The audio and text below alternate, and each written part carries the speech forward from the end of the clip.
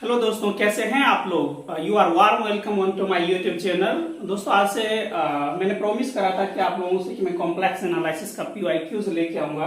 तो आज मैंने लेक्चर नंबर 1 रखा है पीवाईक्यूज का। मैंने दोस्तों 2011 का एक क्वेश्चन उठाया है। मेरी कोशिश है कि 2011 जून वाला मैं कंप्लीट करवाऊं पहले, वहां से आपको थ्योरी के साथ साथ एक एप्लीकेशंस की अच्छी समझ डेवलप हो। ठीक है दोस्तों, शायद मेरा मन कर रहा था 2022 करवाऊं, 21 करवाऊं, मुझे लगा थोड़ा बिगिनिंग से ये स्टार्ट करते हैं। दोस्तों पहले थोड़ा सा समझ लीजिए इस क्वेश्चन को। कहता है लेट डी क्या है दोस्तों, z belongs to c such that mod of z is strictly less than 1, मतलब ये ओपन डिस्क है, ओपन यूनिट डिस्क है। ये दोस्तों इसने लिखा है, ठीक है ना। यूनिट डिस्क मतलब क्या है, यूनिट रेडियस का दोस्तों, ओपन है क्योंकि स्ट्रिक्टली लेस देन है। Function D to c be an analytic function. दोस्तों ये फंक्शन के बारे में बोला है कि एनालिटिक फंक्शन है satisfying this condition for all n is greater equal to 1। Then question asks f at x z equals to 0 becomes 2/3, f has a simple pole at z equals to -3, f of 3 gives 1/3 और d no such functions f exist। आराम से ठंडे दिमाग से देखते हैं। पहले तो बहुत अच्छे चीज से समझ लेते हैं। देखिए दो आइडेंटिटी थ्योरम का एक्चुअली तो 3 एप्लीकेशंस है, लेकिन पहला हम समझते हैं दोस्तों। एक चीज हमने क्या लर्न करा कि जैसे ये हमारा डोमेन दिया हुआ है दोस्तों, अगर ये डोमेन है और ये देखिए हमारा सेट दे दिया s equals to 1/n, अगर इसका लिमिट पॉइंट दोस्तों अगर इस डोमेन के अंदर चला जाता है, ठीक है ना दोस्तों, इसका लिमिट पॉइंट अगर इस डोमेन के अंदर चला जाता है तो हम लोग आइडेंटिटी थ्योरम को अप्लाई कर सकते हैं, ठीक है ना। तो दोस्तों उसके थ्रू भी हम लोग जा सकते हैं। थोड़ा मैं आप लोगों को दूसरा एप्लीकेशन इसका बताता हूं। देखिए दोस्तों ये दिया है, हमारा डोमेन दिया हुआ है। यहां से देख लीजिए ये जो 1/n है दोस्तों, ये मैंने s जो सेट है इसको दोस्तों 1/n मान लीजिए, n equals to natural number. दोस्तों यहां से इसका लिमिट पॉइंट क्या आएगा, सिंगलटन 0, है ना। क्या singleton 0 is the member of this domain, yes, है ना दोस्तों, ये डोमेन का मेंबर हो गया। ऐसे दोस्तों एस के जगह जैसे ये देखिए मैंने टी ले रखा है, तो आप चाहे तो टी ले सकते हैं, ठीक है दोस्तों। तो देखिए टी डैश क्या मिला, टी को मैंने ये एज्यूम किया 1/n, n belongs to natural number, और ये सेट का जो लिमिट पॉइंट आया दोस्तों 0 आया, और 0 कहां जा रहा है दोस्तों, डोमेन के अंदर। ओके इसका मतलब हुआ कि T dash intersection this domain is non empty, is it okay. Okay तो दोस्तों इसका मतलब है कि आइडेंटिटी थ्योरम अप्लीकेबल है। अब आइडेंटिटी थ्योरम को हम लोग कैसे अप्लाई करते हैं, एक बात समझ लीजिए कि अगर डी हमारा कोई दोस्तों क्या है, जैसे ये हमारा यूनिट डिस्क का दे दिया, एक डोमेन दिया हुआ है। अगर एस एक ऐसा सेट है दोस्तों, ये याद रखें, जो बेसिक्स है, जो इंपॉर्टेंट है, इसके फंडामेंटल्स हैं। एस और टी बी द सेट, ऐसा सेट जिसमें दो फंक्शंस इक्वल है, आइडेंटिकली दोस्तों इक्वल है, 0 भी हो सकता है पहले केस वाली बात, अदरवाइज मैंने यहाँ पे इक्वल लिया है, और इसका लिमिट पॉइंट दोस्तों इस डोमेन के अंदर चला जाता है, तो ये एंटायर डोमेन पे भी दोस्तों ये फंक्शंस इक्वल होगा। Are you getting this one, no. मैंने क्या बोला दोस्तों कि ये हमारे जो इस सेट का हमने क्या बनाया, एक सेट लिया दोस्तों, इसका लिमिट पॉइंट चेक करा, is this in are domain, yes, पहले ये बातें कर लेंगे। दूसरा ऑलरेडी बोल रखा है function is analytic and we have to create another function g that should be analytic on this domain. दोस्तों अगर इस डोमेन पे ये सब डोमेन कह लीजिए दोस्तों, इस पे अगर ये आइडेंटिकल है तो पूरे डोमेन के अंदर दोस्तों ये आइडेंटिकल हो जाएगा। So main fact is what you have to check the limit point must belongs to this domain. This is the theory behind this question. तो दोस्तों ये इसका लिमिट पॉइंट 0 है, देखिए 0 इसके है ना, ये आपको पता है दोस्तों यूनिट डिस्क का है, तो इसके अंदर है ना 0 ये लिमिट पॉइंट लाई कर रहा है, सो डज होल्ड। तो आइडेंटिटी थ्योरम हम लोग अप्लाई कर देंगे। देखिए दोस्तों ये गिवन था, इसको हमने ऐसे लिख लिया z इक्वल्स टू 1/n। इसको दोस्तों आप लोग चाहें तो कुछ और भी लिख सकते हैं, आपका मन करे कि सर इसको g ऑफ z लिख दीजिए, ठीक है, हमने लिख दिया दोस्तों। इसको फर्स्ट मान लीजिए, इसको सेकंड मान लीजिए। अब इसका जितना भी वैल्यूज रखते जाएंगे t के अंदर दोस्तों, g ऑफ 1 रख दीजिए और f ऑफ 1 सिमिलर हो जाएगा दोस्तों। थोड़ा सावधानी से काम कीजिएगा, इसका अपना डोमेन n पे डिपेंड कर रहा है, इस पे z है ना, इस पे z पे डिपेंड कर रहा है। देख लीजिए n का वैल्यू, z का वैल्यू दोस्तों 1 हो जाएगा, तो g ऑफ 1 बिकम्स कितना दोस्तों, देखिए तो 2/3 हो जाएगा, सॉरी 2/4 हो जाएगा, और इसमें रखिएगा n की जगह पे 1 दोस्तों, तो क्या बन जाएगा 2/3 + 1 बिकम्स 4। तो बोथ आर आइडेंटिकल। ऐसा ही आप करते जाए f of two equal to g of two, तो ये सब भी आइडेंटिकल होगा। F of three equal to g of three. दोस्तों चाहते तो इजी से भी बना सकते थे, कोई बड़ा चीज नहीं है, बस थोड़ा सा आपकी अंडरस्टैंडिंग क्लियर हो जाए। जैसे दोस्तों ये है F of one by N, और जी को हमने क्या लिखा है दोस्तों, है ना, g is define one by z को हमने sir z equal to one by n लिया है। दोस्तों ये जो कंडीशंस होल्ड कर रहा है ना, ये वाला कंडीशंस, ये मेरा ये कहना है कि this condition hold on S, ये याद रखिए, ठीक है ना। पहली बात याद रखेंगे कि ये जो हमारा सॉरी टी मैंने लिया है, तो दोस्तों आप लोग टी लिख दीजिए कि this is identical on T. Moreover आप स्पेसिफिक भी बन सकते हैं कि f and g are analytic at this point singleton zero. क्या बोल सकते हैं दोस्तों कि एफ और जी जो है एनालिटिक है, एनालिटिक है कहां पे दोस्तों, at z equal to singleton zero. इस पे एनालिटिक अच्छी बात है। और ये किसका पॉइंट्स था दोस्तों, टी का, मतलब ये टी पे क्या है दोस्तों, एनालिटिक है। और यहां से आपको मिला कि एफ ऑफ जी है ना, कहां पे दोस्तों ये सिमिलर हो रहा है, टी पे, है ना, कहां पे, टी पे, for all z belongs to T. अगर दोस्तों ये टी पे इक्वल हो गया और आपने देखा कि इसके अंदर का लिमिट पॉइंट अपने डोमेन के अंदर जा रहा है, इसका मतलब है कि using this identity theorem f must equals to g और identically g for all z belongs to D. मुझे उम्मीद है दोस्तों ये बातें आपको अच्छे से समझ में आ गई होगी। Just I have used the identity theorem. Basically आपको क्या याद रखना है कि जो हमारा सेट है इसका आप लिमिट पॉइंट चेक कीजिए, is this limit point in our domain, if it does then आगे प्रोसीड करेंगे आइडेंटिटी थ्योरम के थ्रू। ठीक है दोस्तों, तो ये बातें आ गई कि हम लोग एफ ऑफ जेड को कुछ जी ऑफ जेड टाइप का लिख सकते हैं। तो यहां तक के बातें आ गई कि ऐसे हम कर सकते हैं। चलिए अच्छी बात, अब यहां से आते हैं। So f of one by n can be written like this 3n+1, है ना, जिसको मैंने दोस्तों ऐसा कुछ लिख दिया कि g of z equals to can I write 2/3+1/n। So now दोस्तों it becomes 2/3+z, no problem. z equals to 1/n दोस्तों हमने लिया और n is greater equals to 1, यहां तक तो कोई प्रॉब्लम नहीं है। और आपने ऑलरेडी देख लिया कि f and g are identical on this domain D, है ना।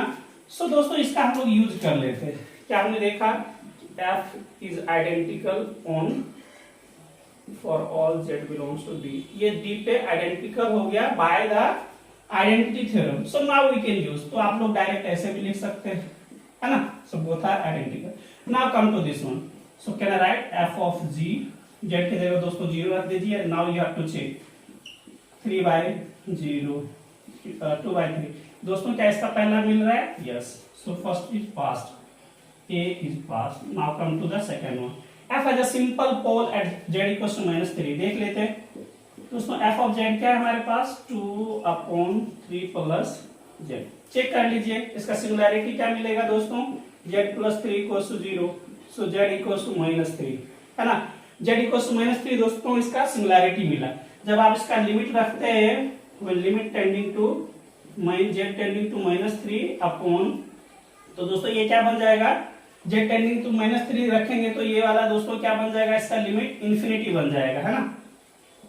और आप लोगों ने पढ़ा है कि रेजिड्यूअल जो भी होता है, रिमूवेबल सिंगुलैरिटी का लिमिट पॉइंट क्या बनता है दोस्तों, कोई फाइनाइट नंबर रहता है।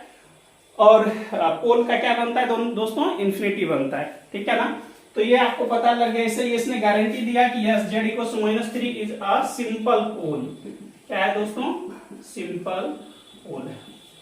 So second option is also true। Now come to the third one।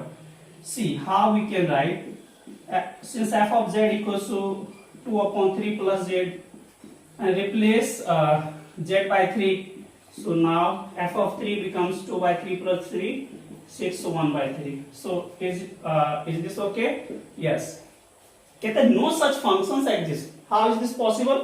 We are getting existence of f is guaranteed, है ना, कि ऐसा फंक्शंस तो एग्जिस्ट कर ही रहा है। समझ आया दोस्तों आप लोगों को। ये पार्ट सी का क्वेश्चन था, जिसका दोस्तों आंसर क्या आया, ए, बी और सी। ठीक है दोस्तों, इसका आंसर ये था। मुझे उम्मीद है आप लोगों को बहुत अच्छे से समझ में आया होगा।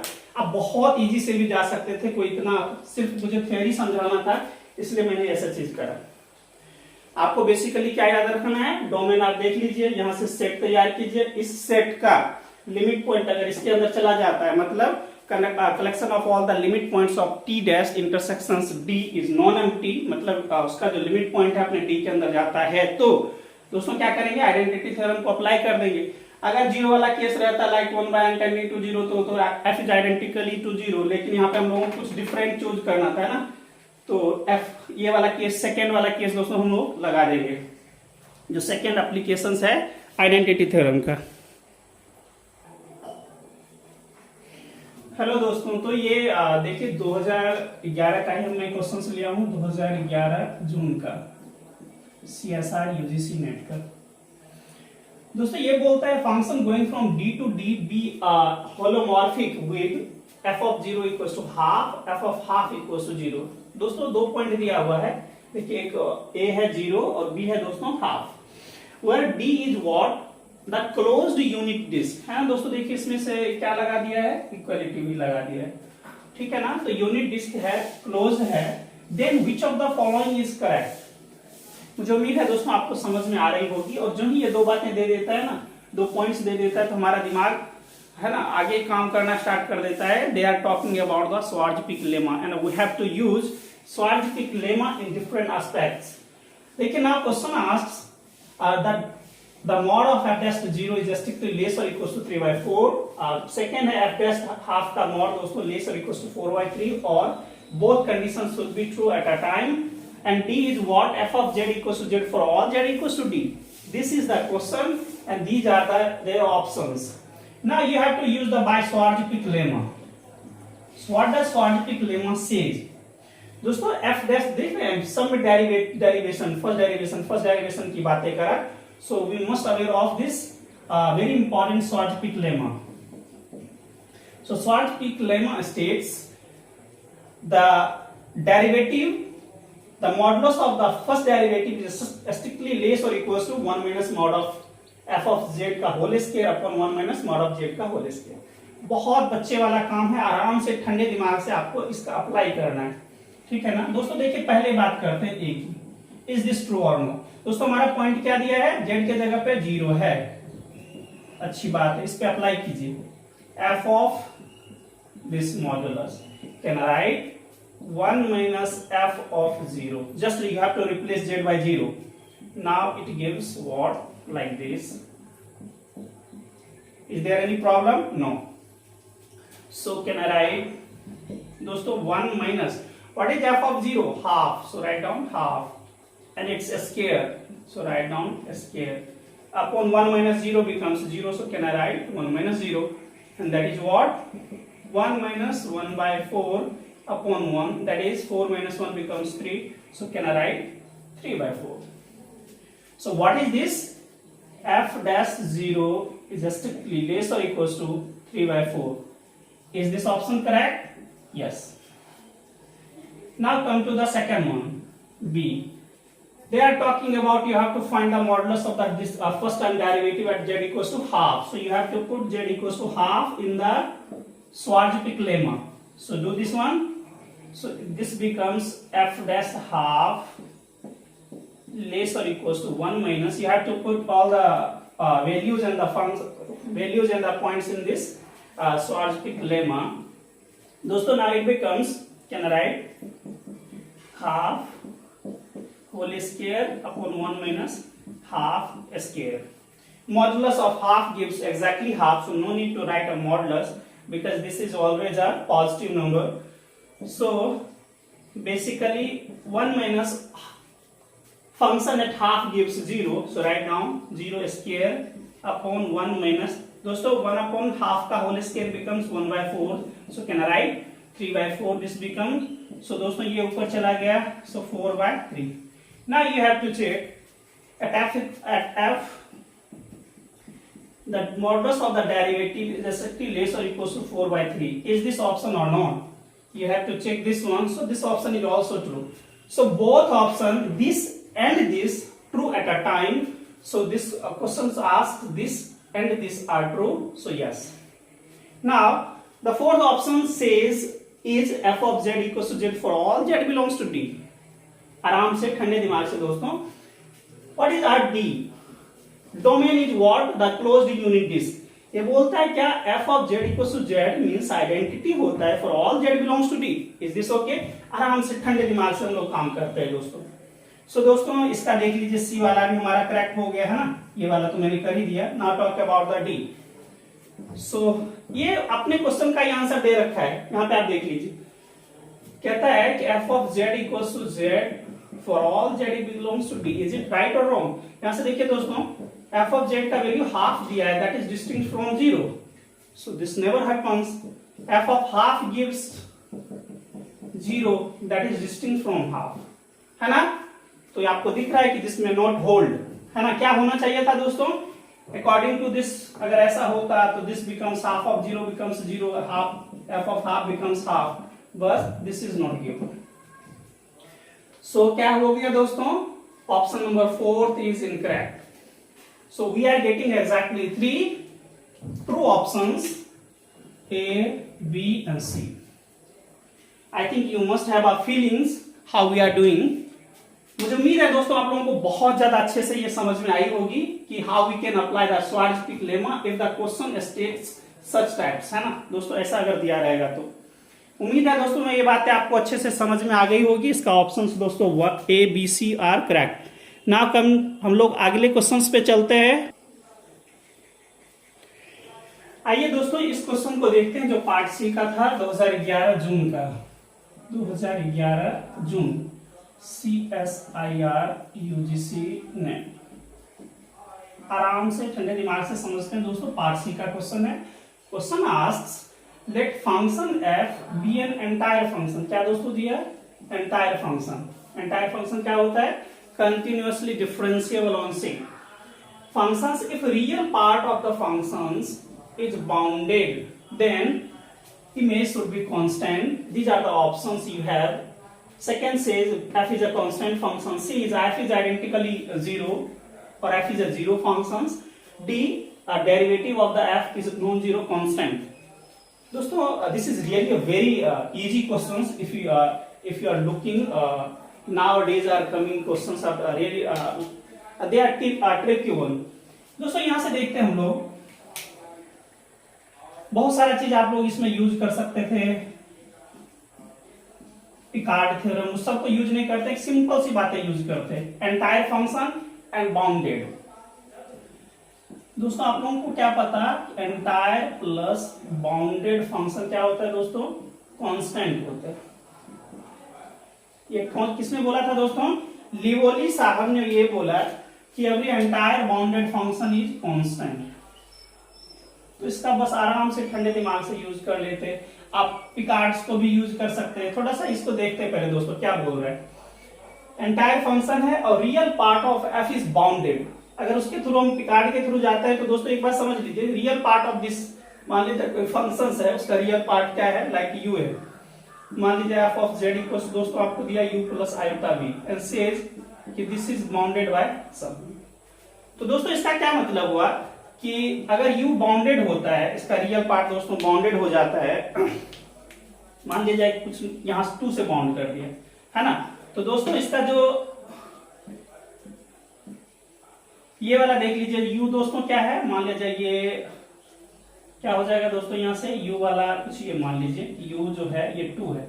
तो दोस्तों ये सब बाउंडेड है ना? ये बोला कि लेस और इक्वल टू दिस थिंग, 2 से लेस। तो दोस्तों ये कितने पॉइंट को लीव कर रहा है, हाउ मच, है ना, how many points they are leaving, तो they are uncountably many point को ये लीव कर देता है। और दोस्तों आपको पता है कि पिकार्ड साहब ने क्या बोला कि अगर कोई एंटायर फंक्शन 2 या 2 से अधिक पॉइंट को अपने रेंज स्पेस से लीव कर देता है, ओमिट कर देता है, तो फंक्शन हमेशा कैसा रहता है? कांस्टेंट। क्या दोस्तों मैंने बोला कि उन्होंने बोला कि एंटायर फंक्शंस है दोस्तों, और ये अपने क्या करेगा? रेंज स्पेस से 2 या 2 से अधिक पॉइंट को या वैल्यू को लीव कर देता है। लीव मतलब ओमिट कर देता है, उसको सबमिट नहीं करता है अपने, जो है ना, जैसे मॉड लिया तो ये सारा सबमिट तो हो गया, आगे वाला ओमिट कर दिया। तो कितने पॉइंट को ओमिट कर रहा है दोस्तों? अनकाउंटेबली मेनी। बट पिकार्ड साहब ने कहा 2 ही पॉइंट की बातें कर लीजिए, क्या है अपन काउंटेबली मेनी पॉइंट्स की बातें कर रहे हैं। If entire functions can omit at least 2 points from its range space, then functions must be constant. ठीक है, एक्चुअली ऐसा नहीं है स्टेटमेंट, उनका स्टेटमेंट ये है, मैंने निगेशंस लिया है। वो बोलते हैं कि non constant entire functions can omit at most one values from its range space. ठीक है ना, उन्होंने क्या बोला कि entire functions can omit non constant entire functions. ये देख लीजिए दोस्तों, उनका स्टेटमेंट है कि non constant plus entire functions can omit at most one point from its range space. So if you are going through like p implies q, तो आपको पता है कि negation of q always holds negation of p. So can we come up with this like if an entire functions can omit two or more than 2 points, then functions never be now a constant, non-constant, it should be a constant. ठीक है दोस्तों, तो इसका मैंने ये आप समझ लीजिए कि p implies q है दोस्तों, ये negation of q implies negation of p। तो बेसिकली याद रखना है आपको, a non-constant entire functions can omit at most one values from its range space। उसका स्टेटमेंट हम लोग निगेशंस करेंगे, negation of q implies negation of p, then this becomes an entire function if it omits or it leaves two or more points from its range space, then functions must be constant। Is this okay दोस्तों? तो ये भी याद कर सकते हैं, बहुत सारी बातें हैं, ओपन मैपिंग थ्योरम को यूज कर लिए, जो आपको अच्छा लगता है वो यूज कर लीजिए। ठीक है, लेकिन दोस्तों ये जरूर याद रखें कि ये जो कांस्टेंट का जो कंडीशंस है अलग अलग थ्योरम के थ्रू, ये देखिएगा तो हमेशा ही आता है क्वेश्चंस। पिछले साल भी उसने पूछ लिया था कि लेवलिज का, इस बार भी इन्होंने पूछ लिया। ठीक है, कि सिंगलटन पॉइंट का एफ डैश 0 है ना, F of Z equals non zero, single points पे दिया था दोस्तों। देखिए entire plus bounded function is constant, है ना, तो आपने ये देख लिया दोस्तों, ये तो बाउंडेड है तो फंक्शन बिकम्स कांस्टेंट, कांस्टेंट बन गया तो दोस्तों ये वाला भी कंडीशंस पास है ना, image of F should be constant, F तो ऑलरेडी कांस्टेंट है ना। और दोस्तों एक बात याद रखें, ये क्या दिया हुआ है, entire function, entire functions never be zero. Entire function दोस्तों क्या होता है, कभी भी जीरो नहीं हो सकता, तो ये वाला कंडीशंस गलत है। फिर बोलता है, और हमको क्या है दोस्तों, entire bounded function is constant, so you take f as a कोई कांस्टेंट फंक्शंस, कुछ भी हमने लिया। नाउ इसके बारे में क्या कहना है, देख लीजिए, इसका फर्स्ट टाइम डेरिवेटिव करेंगे कांस्टेंट का तो क्या आएगा, zero, but it says F dash is non zero constant. ये बोलता है एफ डैश नॉन जीरो है, is this possible, never be. ठीक है दोस्तों, मुझे उम्मीद है आप लोगों को अच्छे से समझ में आया होगा, चीजें क्लियर हुई होगी। ठीक है ना, ये बेसिकली आप याद रखें, entire bounded function is constant. आप उसके थ्रू भी, मैंने पिकार्ड को यूज कर लिया, ओपन मैपिंग, जो भी आपको यूज करना है दोस्तों आप लोग यूज कर सकते हैं। ठीक है, मुझे उम्मीद है दोस्तों ये बातें आपको अच्छे से समझ में आ गई होगी। दूसरे क्वेश्चन पे चलते हैं दोस्तों। हेलो प्यारे दोस्तों, इस क्वेश्चन को देखिए थोड़ा सा दोस्तों, यहाँ पे मैं शॉर्टकट्स यूज करता हूँ इस क्वेश्चन के लिए, आराम से समझिएगा इस क्वेश्चन को क्या कहना चाहता है दोस्तों। इसका मैंने शॉर्टकट ऑलरेडी बना दिया है, जो हमारे जो 1 मिनट का वीडियो है उसमें दोस्तों इस चीज को बहुत अच्छे से हमने रखा है, एक बार आप देख लें। देखिए दोस्तों, इसको अपर हाफ प्लेन को ये दिया है कि y should be strictly greater than 0, lower half plane y is strictly less than 0, right half plane x should be strictly greater than 0, lower half plane दोस्तों, सॉरी लेफ्ट हाफ प्लेन दोस्तों ये वाला। तो थोड़ा सा पहले समझ लीजिए, और मैं यहाँ पे दोस्तों एक शॉर्टकट यूज करता हूँ, ये मैं आपको समझा देता हूँ। शॉर्टकट इस टाइप का अगर क्वेश्चन आता है तो थोड़ा सा है ना, मैपिंग को आगे एक्सप्रेशन को खोलना थोड़ा डिफिकल्ट होगा, अदरवाइज ये देखिए थोड़ा इजी वे में एक काम करते हैं दोस्तों। ये मैं मोबियस ट्रांसफॉर्मेशन या बाइलिनियर ट्रांसफॉर्मेशन का एक मैंने रिजल्ट आप लोगों को लिखा था, CZ प्लस डी। क्या याद रखना है दोस्तों, कि for having the Mobius transformation we must have this conditions. अगर ये जीरो होगा तो दोस्तों दिस बिकम्स कांस्टेंट, तो कांस्टेंट तो हमको लेना नहीं, पहले ये बात याद रखें। फर्स्ट कंडीशन याद रखें कि if AD minus BC is strictly greater than 0, then automorphism holds. कैसे ऑटोमॉर्फिज्म दोस्तों होल्ड करता है, ये मैं एक जब मैं इसमें कॉम्प्लेक्स करूंगा तो दोस्तों फुल एक्सप्लेन कर दूंगा कि कैसे एग्जिस्ट करता है।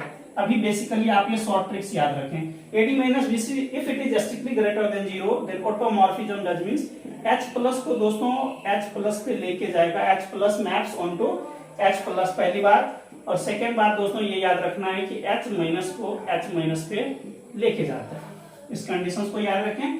Second, if AD minus BC is strictly less than zero then दोस्तों ये क्या करेगा, ऑल्टरनेट करेगा, H प्लस को H माइनस पे लेके जाएगा और दोस्तों H माइनस को H प्लस पे लेके जाएगा। ये आपको बेसिकली ये ट्रिक याद रखना है। अगर ये ट्रिक याद है तो दोस्तों ये 1 सेकेंड का काम है। अब देखिए जरा इसमें क्या लिखा हुआ है दोस्तों, क्या इसको हम ऐसे लिख सकते हैं 1 into z plus 0 upon 3 into z plus 1। So what we have A equals to 1, B equals to 0, C equals to 3 and D equals to 1. Okay, अब दोस्तों जरा देख लीजिए AD माइनस BC का वैल्यू क्या आ रहा है, what does AD minus BC, so A into 1 minus B 0 into 3।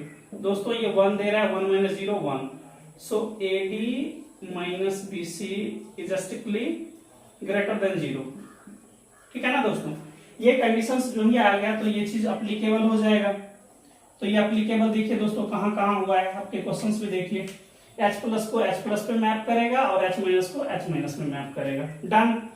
H plus को H माइनस बोल रहा है, खत्म। H प्लस को L plus, never be possible, ये वाला केस खत्म। तो देखिए 1 मिनट के अंदर ये क्वेश्चंस आपका बन गया। ठीक है दोस्तों, मुझे उम्मीद है ये आपको बहुत अच्छे से समझ में आ गया होगा। थोड़ा प्लेन को समझना है तो प्लेन को समझ लीजिए। H प्लस दोस्तों क्या होता है, ये वाला है ना, upper half plane. H minus क्या होता है दोस्तों, लोअर हाफ प्लेन। ये क्या है दोस्तों, राइट हाफ प्लेन। और ये क्या है दोस्तों, लेफ्ट हाफ प्लेन। ठीक है ना, तो ये बस अगर आपको ट्रिक याद है then this question may not hurdle you in the examination. दोस्तों ये देखिए क्वेश्चन पार्ट बी का मैंने लिया है 2011 जून CSR UGC नेट का। क्वेश्चन बोलता है function going from C to C be a complex valued function f is given by, ये हमारा फंक्शन है दोस्तों। और उसमें एक कंडीशंस लिया है कि f ऑफ जिसका इमेजिनरी पार्ट है दोस्तों वो क्या है 3x² दिया हुआ है। तो आपको पूछता है बताइए कि ये कंडीशंस में कौन सा कंडीशंस होल्ड करेगा या नहीं करेगा। ठीक है दोस्तों, देखिए क्वेश्चन बोलता है कि f can not be holomorphic on C for any choice of U, फिर f can be holomorphic on C for suitable choice of U, f is holomorphic on C for all choice of U and V is not differentiable as a function of x and y। हर एक जगह पे क्या बातें चल रही है, holomorphic holomorphic holomorphic, है ना। तो पहले तो होलोमॉर्फिक क्या है उसकी कंडीशंस को आप लोग चेक कर लें। कहता है function is holomorphic on C, है ना दोस्तों, किस पे बोल रहा है, C पे। C पे होगा तो दोस्तों क्या होगा, इसका रियल पार्ट जो होगा फंक्शन का वो भी सेटिस्फाई करेगा लाप्लास इक्वेशन। रियल पार्ट क्या है दोस्तों, रियल पार्ट U है, तो real part of the function is U and imaginary part of function is V, so both satisfy Laplace equation. तो दोस्तों uxx plus uyy should be 0 and imaginary part के लिए vxx plus vyy should be 0। दोनों का satisfy होना बहुत जरूरी है दोस्तों, ये याद रहे। चलिए यहां से हम लोग क्वेश्चंस चेक करते हैं, is it hold or no, and there is importance of this और dependency of u on v है कि नहीं है, पहले इसको चेक कर लेते हैं। पहले ये होगा तभी तो इसके बारे में कुछ बात करेंगे। देखिए दोस्तों v है तो vx partially differentiate with respect to x, so now it becomes 3y²। what is vxx दोस्तों, तो है ही नहीं इसमें x का tuple, should be 0। now come to the vy, differentiate partially with respect to y, so this becomes 2 times of y, so it becomes 6xy। and now vy दोस्तों क्या हो जाएगा, इसका कर दीजिए तो ये तो रह जाएगा, तो इसका तो 1 बन गया 6x। ओके, अब देखते हैं कि v x x plus v y y क्या देता है दोस्तों? तो वी एक्स एक्स दोस्तों 0 है और ये 6x, दैट इज 6x। हमको कहीं पे भी ये बात नहीं बोला कि x विल बी 0 नॉन 0 क्या है क्या नहीं है। तो यहां से दोस्तों हम लोग बोलेंगे कि ये conditions does not equal to 0। ठीक है, for any choice of u का वैल्यू कुछ भी दे दे, यहाँ पे ये वाला क्या मिलेगा दोस्तों? Non zero. नॉन जीरो मिल गया तो होलोमॉर्फिक जो कंडीशंस है दोस्तों वो फेल हो गए, है ना। अगर इस साइड से फेल हो जाएगा दोस्तों तो ये भी फेल हो जाएगा, है ना। P इंप्लाइज Q तो negation of Q implies negation of Q, तो ये कंडीशंस होल्ड, मतलब खत्म। तो यही देखिए इसमें कैन नॉट लिखा है, कितना अच्छा बात लिख दिया कि आप can not be holomorphic on C for any choice of U। खत्म है। U का वैल्यू आप क्या ला रहे हैं नहीं ला रहे हैं, U क्या दोस्तों सब्स्टिट्यूट कर रहे हैं उससे उसको कोई मतलब है? देखिए जब V फेल हो गया तो U 0 दे या ना 0 दे, एक भी कंडीशन फेल है दोस्तों, फेल है, तो ये हमारा पास हो गया। पार्ट बी का था तो सिंगल आंसर। कहता है F be a holomorphic of the suitable choice of this, ये अपने आप खत्म है क्योंकि उसकी डिपेंडेंसी ही नहीं है। F is holomorphic on C for all choice of U, एक भी चॉइस काम नहीं कर रहा है और यहाँ पे सुटेबल और ऑल की बात कर रहा है। F is not differentiable as the function of x y, भाई डिफरेंशिएबल तो है, एफ एक्स भी एग्जिस्ट कर रहा है, डबल डैश भी एग्जिस्ट कर रहा है, एफ वाई भी एग्जिस्ट कर रहा है, डबल वाई भी। एग्जिस्टेंस की तो ये गारंटी ले रहा है ना कि डेरिवेटिव तो एग्जिस्ट करेगा, तो ये गया। ठीक है दोस्तों, बहुत इजी सा क्वेश्चन था, मुझे उम्मीद है दोस्तों ये आप लोगों को समझ में आ गया होगा। एक लास्ट क्वेश्चन में करवाता हूं दोस्तों। ये आज के सेशन का लास्ट क्वेश्चन है, आराम से देखिए, बहुत इजी सा क्वेश्चन मैंने लिया है।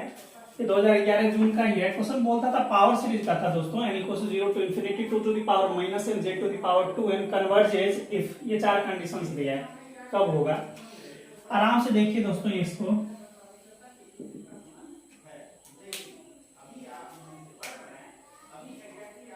एक यहाँ पे एक इंपॉर्टेंट रिजल्ट में लिख देता हूं दोस्तों, अगर ये याद रहे तो। Sigma a n Z N दोस्तों, अगर इसका रेडियस ऑफ कन्वर्जेंसी मान लीजिए r है, then sigma a n z to the power n के दोस्तों इसका radius of convergence r to the power 1/k आ जाएगा दोस्तों। बस इसका यूज करना है और कुछ नहीं। तो ये देखिए यहाँ पे दोस्तों n का वैल्यू आप 2 to the power minus n ले लीजिए और an plus 1 becomes 2 to the power minus n minus 1। So can I write an plus 1। Formula क्या लगाते हैं दोस्तों हम लोग?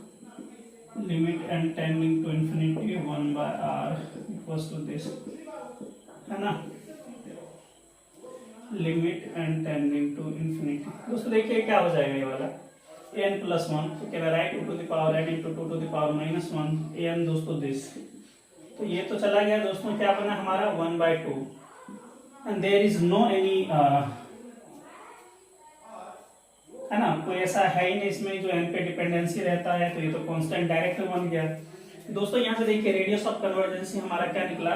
r मिला 2, ठीक है ना। तो ये किसके लिए दोस्तों मिला? इस केस के लिए मिला, r का वैल्यू 2। लेकिन हमको यहाँ पे क्या बोला? n का टपल्स 2 है। k का वैल्यू दोस्तों यहाँ पे क्या दिया हुआ देखिए, तो k का वैल्यू 2 दिया है। k का वैल्यू 2 है तो दोस्तों ऐसे हम कर देंगे। तो यहाँ से बेसिकली आपको याद रखना है दोस्तों कि 2 to the power n minus n j to the power, ये कन्वर्ज, इसका रेडियस ऑफ कन्वर्जेंसी कितना दोस्तों? दिस। तो इसको हम लोग लिखेंगे 2 to the power n minus j to the power 2k या 2n, जो भी है दोस्तों आप वो लिख लीजिए। तो ये बन जाएगा 2 पे पावर 1/2, दैट इज √2। ओके, तो इसकी कन्वर्जेंस उस पे होगी। तो रेडियस ऑफ कन्वर्जेंस तो ये आ गया √2। अब थोड़ा सा हम लोग ये देख लेते हैं कि, है ना, इंटरवल ऑफ कन्वर्जेंसी या डोमेन ऑफ कन्वर्जेंसी क्या होगा, तो वो थोड़ा सा देखते हैं। हम लोग क्या यहाँ दोस्तों देखिए इसका सेंटर कितना है? 0 है। तो कैन आई राइट दोस्तों इसका, इसके पास क्या चॉइस होगा, क्या रीजन हो सकता है? लेस और इक्वल टू √2।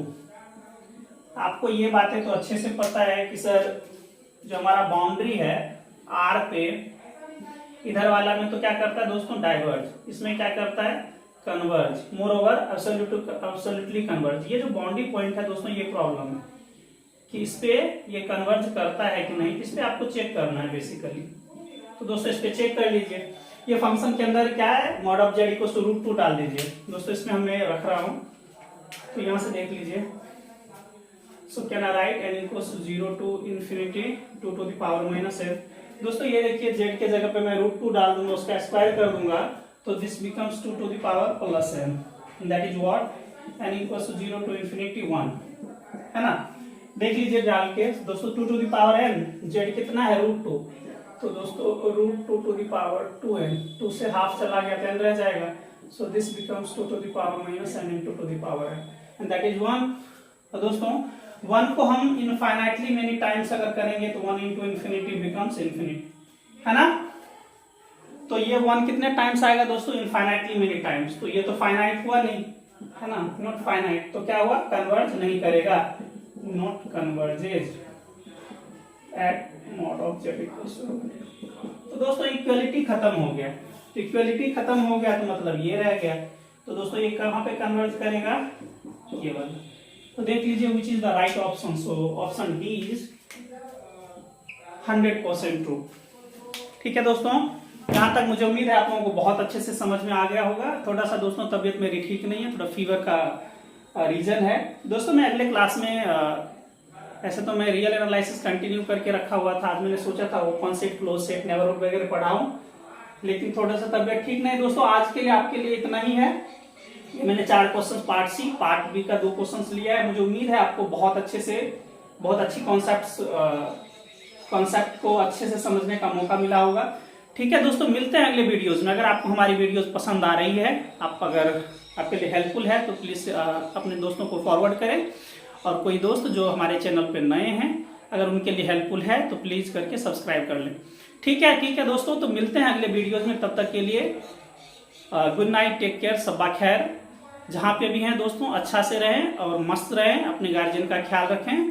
ठीक है दोस्तों, रखते हैं, बाय बाय दोस्तों, टेक केयर।